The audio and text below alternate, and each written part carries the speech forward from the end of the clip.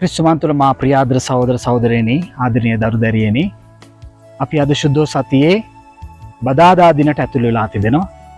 අද දින පළවෙනි කියවීම එසා දිවස්වාතුමාගේ පොතේ මතක් කරන්නේ දුක් විඳින සේවකයාව පීඩාවට පත් කරන්න ඉන්න ජනතාව පිළිබඳව. අද ඒ වගේම සුද්ධෝ සුවිශේෂයේදී අහනවා ගෝලෙක් මේ මමද ස්වාමිනිය කියලා. උන්වහන්සේ අහන පැනය මොකක්ද? ඔබගිනුත් මගිනුත් අහනවා. ඔබ මට පීඩා කරනවාද? ඔබ මාව පාවා දෙනවාද? ඔබ මාව මුදලට, ධනයට, බලයට, ආදරය කියන දේ පාවා දෙනවාද? ඔබගේ පවුල තුළ ඔබගේ දරුවන්ට ආදරය කරන්න තියෙන අවස්ථාවන් වලදී ඔබගේ වස්තුන් නිසා ඔබ ඒ ආදරය පාවා දෙනවාද?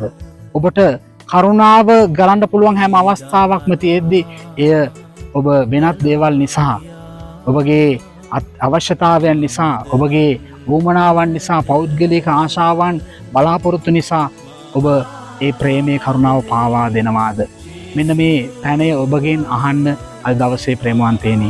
ඔබත් මමත් මේ උන්වහන්සේගේ දුෂ්කර ගමනට, ඒ වගේම දුක් ප්‍රාප්තියට සම්බන්ධ වෙලා තියෙන්නේ කොහොමද කියලා අද දවසේ හිතා බලමු. අපි කොහොමද ඒකට දායකත්වයේ දීලා තියෙන්නේ? ඒ නිසා අපි පව් සමාවක් ඇතිව, හිත මනස්ථාපයක් ඇතිව මේ සුද්ධෝ සතියෙන් අපිට ඇතුල් වෙන්න ආරාධනා කරන දුක් ප්‍රාප්තියට, උන්වහන්සේගේ මරණයට සහ උත්ථානයට සූදානම් වෙමු. ඒ සමරන්නට අපගේ දුක් ප්‍රාප්තිය බවට මේ පත් කරගමු. ඔබ සෑම දිනාටම ජේසුස් පීඨයි.